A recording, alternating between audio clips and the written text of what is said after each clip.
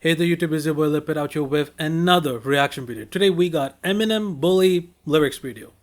Let's just get right into it, shall we? Hit it. Yeah, I like that as well. Ooh. Yo. Check it out. Actually, it's actually interesting because I know this is aimed at certain people, but I'm not really sure if this diss was this diss track even released? Well, I'm pretty sure this is an unreleased track though. It's fucked From up. him. 'Cause I don't see either one of us budging. Ja Rule, right? I'm withholding my anger, though I'd like to be the strangler of this punk-ass little pussy's puny neck. It's my right to insist that he acknowledge my existence, but he just displays complete lack of respect. Do you know how I know this is an old M track? Is when M actually is trying to stay on beat and he's actually playing with the music. Like, you see, I get it, artists go through transitions and stuff, but you see most of his new works, it's not very, beat friendly, if that makes sense. It's more of a having the lyrics supersede everything else in the song, which I think is okay to a lyricist. That's the preference, but I think these kind of songs I still think are some of M's best, honestly. But this is but I mean, yeah, look, it's with M, it's so nice having lyrics that help you visualize what he emotionally feels towards certain people. Like, for example, I'm withholding my anger, though I'd like to be the strangler. It's like, it's a fun kind of, approach to say, I do want to kill you, but I'm going to make it sound really good. And hey, it's him. So I'm not even going to hold this back. Let's just keep going. That's what he says to himself as he uses magazines. He's complete lack of respect. That's what he says to himself as he uses magazines to trash me as he sits with both his feet up at his desk. Smokes a bag of his weed and starts imagining things, and he just can't see that he's manically depressed. And in his jealousy and envy, it just whirls him in a frenzy as he turns on MTV and sees my face. He don't exist in this world, so he just twists and he twirls, spirals and spins till he hurls himself into rage. And it's Bro, that ad-lib, holy shit. destroying him slowly, cause he does not even know me, even though he sees me everywhere he goes. Facts. I mean, back then Eminem was everywhere. I mean, you could just look down at like a billboard and you would see him. It's impossible to get rid of Eminem from the medias, bro. Like, that's true. But this is insane. Like, again, I don't think there's much for me to say because you don't have to break down something that's so lyrically, very visually perspective. Like, it's a weird way of saying that his lyrics hit your imagination first before you actually listen, to understanding what he says. Like, it's easy to read, it just whirls him in a frenzy, and you're like imagining like a tornado that's twirling around. That's correct. Like, yeah, that's kind of the weird way of having good lyrics that fit with the beat but also resonate with the message you're trying to say. So it's something really interesting and something really special. He does not even know me, even though he sees me everywhere he goes. So he just tortures himself. He has no fortune and wealth, so he extorts someone else to get his dough.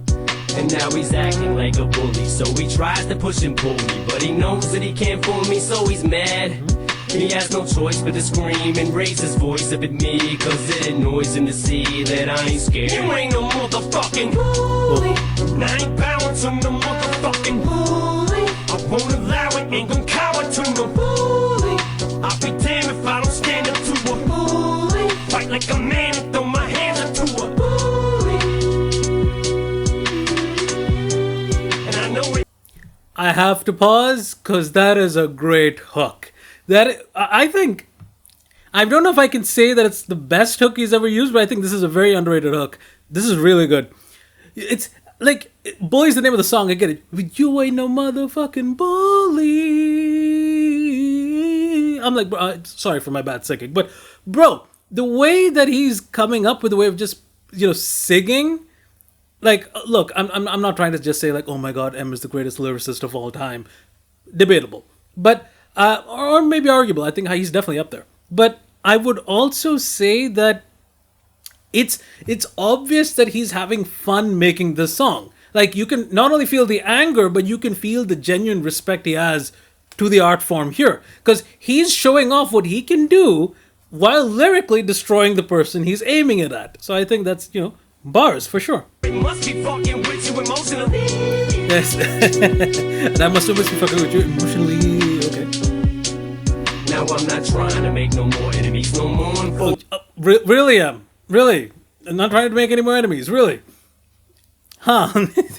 Fortunately, there's so many other motherfuckers that just are. They just keep hounding at me now that I'm down with 50. Suddenly now I got beef with this faggot job. Facts. When M signed 50, I think 50 says it in the interview. M did like he believed M didn't know what he was getting into, but I think what Yayo said in a different interview, I think he's the same thing. It's like M knew it but just didn't care. I don't think it wasn't that he didn't know it. I think he just didn't care. I think that's more likely. But which is insane. M just didn't give a flying fuck. He was like, bro, you got talent. Come on, let's do this thing. But his ass is such a puppet. Irv could shove his whole hand up it and just make him say what he wants him Irv to is say. the manager, right? But Shook has Irv on a string, and Irv's so nervous that he says anything to this man to keep him at bay. So now John thinks that he's so tough and Murder Inc.'s the big bad wolf, and they gon' huff and puff and blow our label And down. I think that's crazy because I think if you're looking at the time period that this song came out, they were a genuine threat. It's not like, oh, they're a small time thing that you could just dismiss. They are a genuine threat that you have to deal with. So yeah, I mean, this is fascinating. But our building's made out of bricks, so you ain't taking out shit. And dog, you just did a song with Bobby Brown. So now you try to pull the race card, and it backfires in your face hard. Cause you know we don't play that black and white shit. Which is actually really interesting if you think about it, because they've been trying to pull this card on him since like what? The 2000s? Like, yeah, it hasn't really budged much. I mean, they've been trying this for a really long time, and I think, you'd probably think they would have got the message, yeah, this might not really be working, but they were still going to try it anyway. I don't know.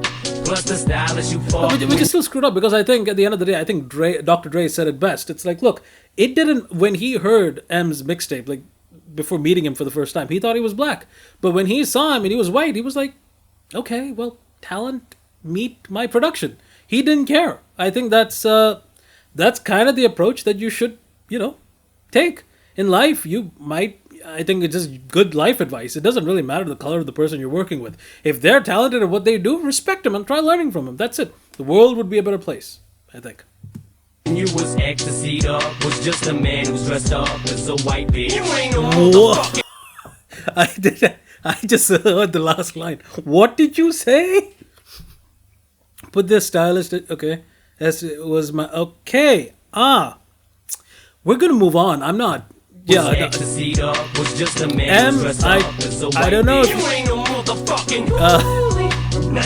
but this hook. I won't allow it, ain't gon' cower to no bully. I'll be damned if I don't stand up to a bully. Fight like a man and throw my hands up to a bully. You must be taking too much. Thought it was gonna rhyme with something. It's just I ring on your boy of that.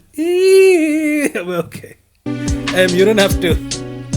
Now what bothers me the most about hip-hop is we so close to picking up where we left off with Big and Pac. We just lost Jam as a J, Big L got blasted away. Plus we lost Bug, Snake Tongue, and Freaky Ty. This is how you know I'm new. I'm very new to hip hop, is because I know none of them. Like, I apologize, but I've got no history backing on this. I don't know. But that is, I think the message he's still trying to say here is, even if I don't know the background of it, is still true. The amount of artists that just keep getting knocked off even today is just insane. It's speeding up even like with social media. Like the one that hits me the most was like Pop Smoke. I was like, bro, the Woo was everything, brother. But bro, he had a future ahead of him, bro. That's just insane. Oh man, like just thinking of Pop Smoke, man. Hey, like I get it. Like, okay, look, maybe the content of the song may have been a little bit more gangster, maybe a bit more on the streets, really trying to talk about guns and stuff and actual ops. But genuinely speaking, as an artist, I can't complain. Like, he was really good at what he did. It's just a shame that we can't hear any more of him. Like, that's just it's just fucked up, man. A never-ending cycle that just seems to come full circle. Everybody's gotta be so fucking hard. Yeah, but weren't you like? it's a strong bar, but it's hypocritical to say that. It's like, because you are literally the hardest rapper right now. I mean, you're like the godfather of rap, family. Yeah, man, but I think, still fucking great. Let's just keep going. Ending cycle that just seems to come full circle. Everybody's gotta be so fucking hard. And I'm not excluding myself. Okay, so he admits. Okay, so I take back what I said. Okay, I apologize. You put it here. Sorry. But okay, great. I've been stupid as well. I've been known to lose it when someone says something smart. Been known to lose it when someone says something smart. Usually it says something stupid, but okay, fine, something smart. Right. But as we grow as men, we learn to let shit go. But then again, there's only so much bullshit we can really stand. We all got reps to uphold. When someone steps on our toes, it's no exception. It goes for every Yeah, man. facts. Don't need me to explain it. That's facts. There's only so much BS that you take before you actually have to kind of just speak out and just say, yeah, that's not happening. That's true. Fair enough. But if Earth really gave a fuck about Ja like he claims he does, wake him up and make his boy get off them drugs.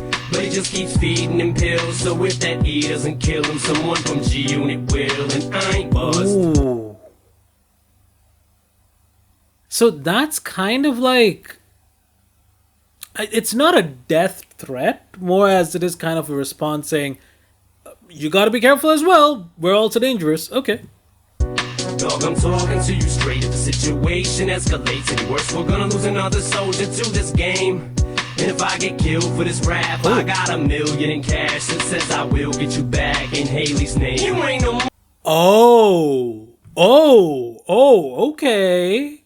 If I get killed for this rap, I got $1 million cash that says I'll get you back in Haley's name.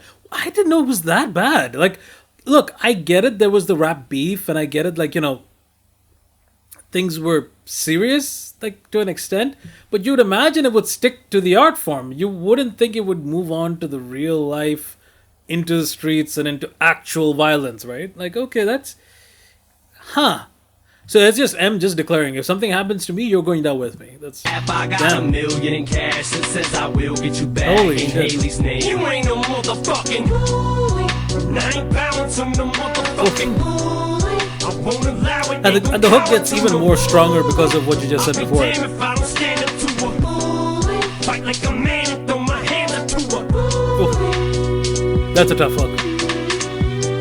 That's bars. Irving, get your boy up off that. Yes. Get at me, dog. Holler.